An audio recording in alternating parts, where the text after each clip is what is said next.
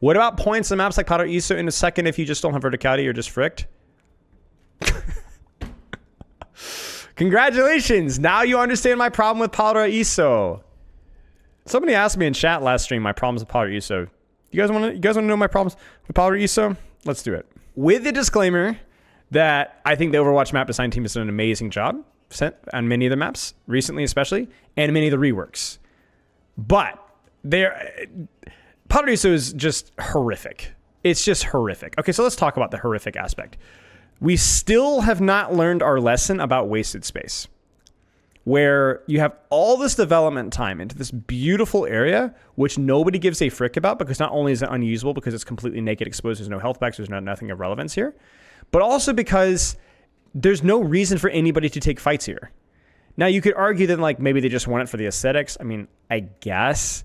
But that's the only argument I can possibly see for it. And my gosh, the amount of development hours on something that people... I mean, guys, honest question. How many times have you looked into this here? Or have you actually looked here? I didn't even know this freaking statue was there. Straight up. I mean, it's a no-brainer, right? It's Rio, right? So I should have known this. But I straight up have never looked here. Never.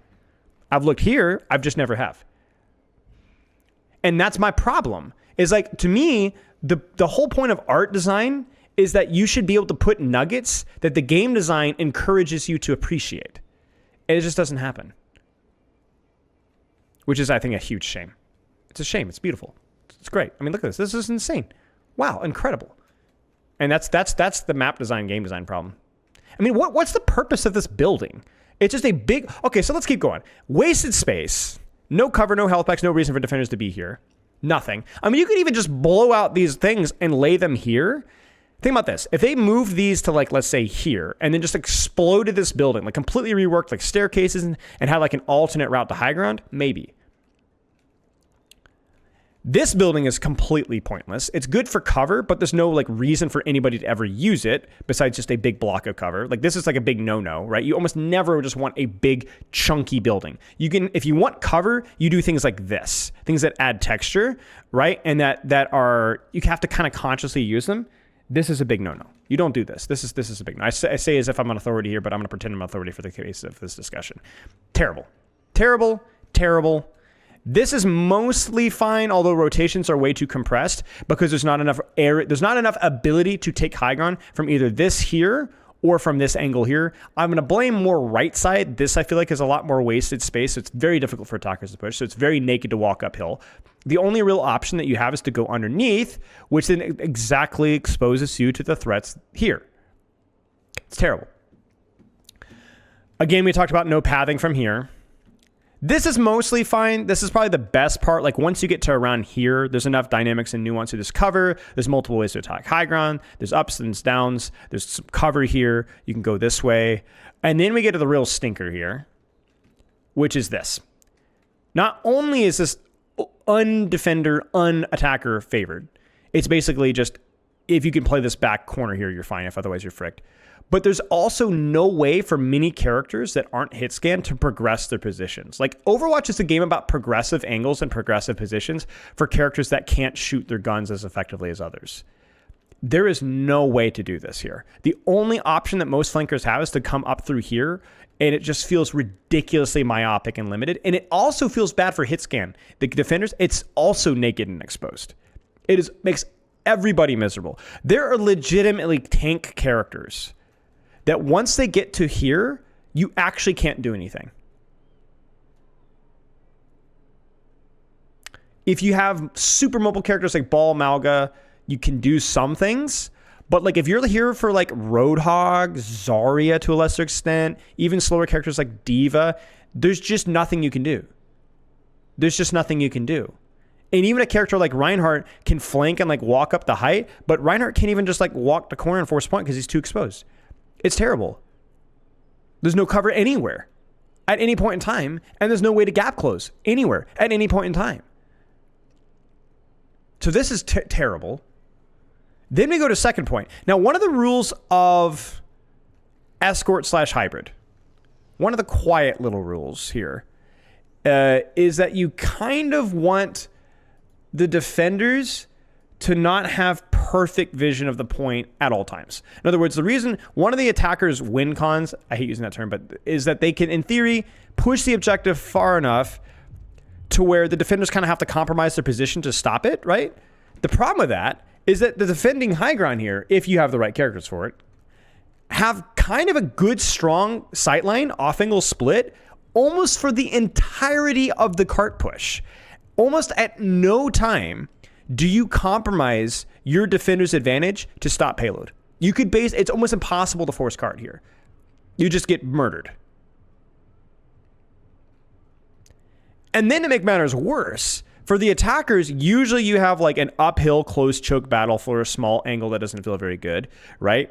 Or you have a very wide flank that kind of puts you out of the fight, but that gives you ways of assault, kind of pulling the people off of high ground, right? Well, let's travel on this flank, guys. It's a little compressed. Yeah, it's definitely compressed, but that's okay. This we'll be all right, you know. Okay, well, you know, it's fine. We'll get.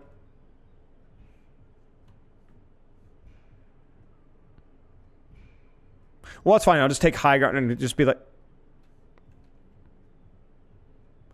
I mean, it's so bad. It's like they legitimately forgot to finish the map.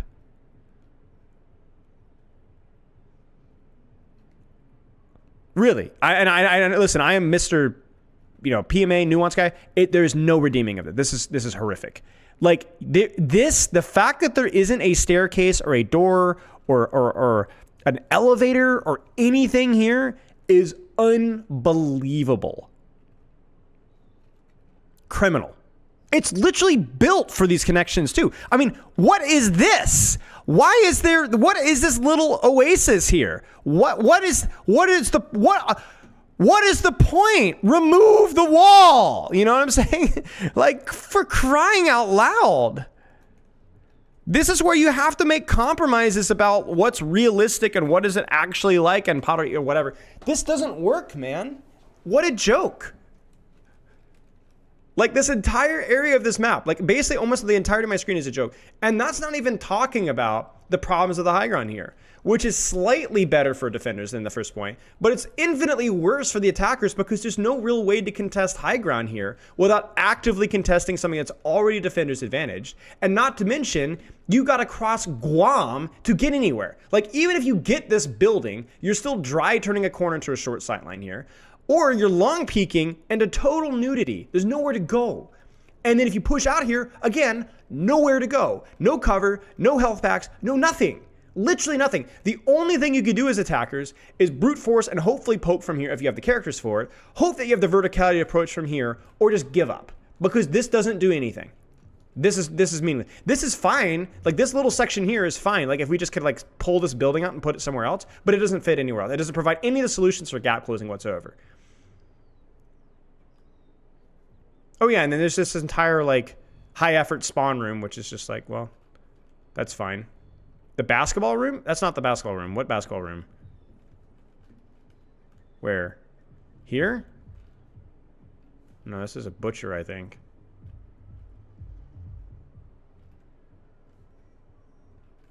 It's just a train wreck, man. Anyway, so for this section's a little better. Like, they've added like this little, I don't even know if the staircase is here. Hasn't this map already been reworked too? Like, is this like the first time you've actually seen a rework that actually just didn't help the, like, Circuit Royale is actually still bad, but like this legitimately feels like just awful. Like, so this is still pretty naked, but whatever. At least we have angle options here, 1, 2, 3, so it follows the traditional map design rules. And this angle is like somewhat relevant-ish, kind of. You don't think I reworked? Okay. And then there's this, and it just keeps going. It's just like when you're like, okay, surely there's, it just continues to suck. Let me ask you guys a question. What's wrong with our screen right now?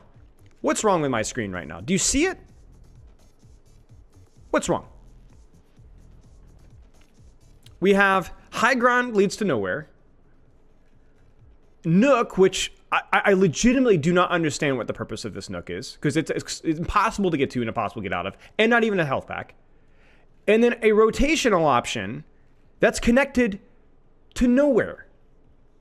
There's nowhere to go. There's no connectivity whatsoever. So you can't deepen your angles on attack or deepen your angle on defense. You run into a brick wall. You're stuck. There's nowhere to go. And this is really bad for close holds as defenders because because there's nowhere, you can't deepen your angle. Like you're either walking directly at people here. Now this is a little better because you have interconnectivity through here, down through the underneath, health pack, and then deeper through here. Now, if they wanted to make it perfect, this wouldn't be like this. I mean, this is abysmal. Don't even get me started. They would blow out this wall here, and then you'd have the way to keep deepening there. That would be probably perfect. That'd be a big buff for flankers, but it's kind of what you need here. And then, see, this is the thing.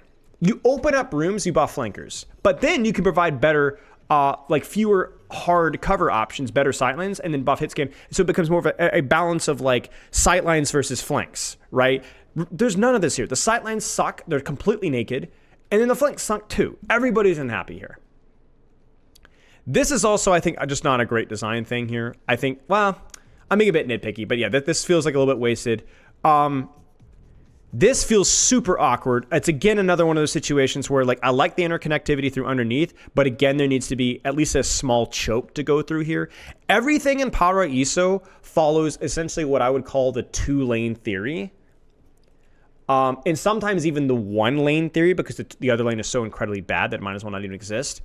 And you just can't really do that in Overwatch at all. And if you do, you have to make sure that your lanes are super friendly and have multiple cover options and aren't super choke focused. Paraiso breaks that rule, not once, not twice, but like 4 times. Like 4 times. And then there's all this spawn crap, which is like, fine, an idea, except for the fact that there's no interconnectivity between me and the other spawn door. I have absolutely no idea why they decided to open up an alternative spawn door with a path that leads to nowhere. That's just great. Why is there a wall between these two options? Why? They're like, oh, well, we want to overbuff defender's advantage here. Okay, so here's a question. Why is there this much cover then? Why is there 0 cover on point then, if that's what we want? Then there's, again, more wasted space here, which I'm going to sound like a broken record, still has no interconnectivity. There's a rhythm and a pattern here. And you can bend and break those rules for flavors of the map, but it has to, in basketball for whatever reason, but it has to be done selectively and with a reason to force different types of engagements.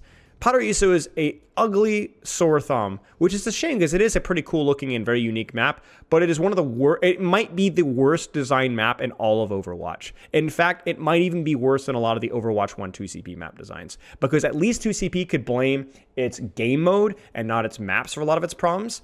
This one has no excuse. Just embarrassing. Just a train wreck. And at every step of the way, major problems. They desperately needs to be fixed. Desperately needs to be fixed. And basically the reason why this is a problem is because it's very difficult and frustrating to play as, just subjectively, but also because it's super swingy in terms of map performance. So you have some characters that don't really care about many of these problems. I think Mercy's one of those outliers that does very well here. Diva can do very well here, certain poke characters. And then there's many other characters, and yes, even characters I don't like Roadhog, they just don't have choices. They just don't have any choices about what they can do at all. It's just legitimate. Now, I know map-dependent meta is okay, but when the map-dependent meta provides 0 choice, I think you got a problem. So if you had a box of 10 chicken wings, but I'm one of the chicken wings, how many do you eat before it's too risky and you may eat me? I think I'd stop at the first one. I would set the entire box of chicken wings on fire. And then probably take a bath. It's a repurposed PVE map. Fair enough.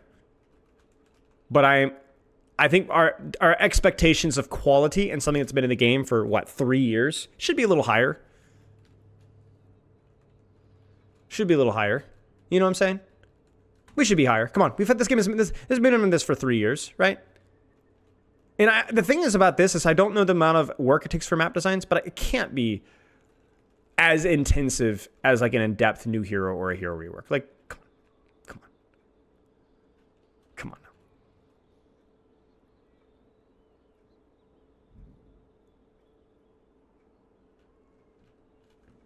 Yeah. You wouldn't need to even add a lot of stylistic things, but I'm not going to pretend to understand the amount of work. I'm just here to complain. And that's what we did. Yeah, there you go. Anyway, Somebody was asking me, why is Pariso? Well, there you go. That's the problem with Pariso. The problem with Doomfist. The problem with Paraiso. Does having multiple lanes stacking vertically in each other still count as different lanes? Yes, it can, if those vertical lanes are actually irrelevant. Which is kind of why this can work here-ish if there was a relevant other lane here. Like the laning here, it can, yeah. I mean, I'm no map design expert, but yes.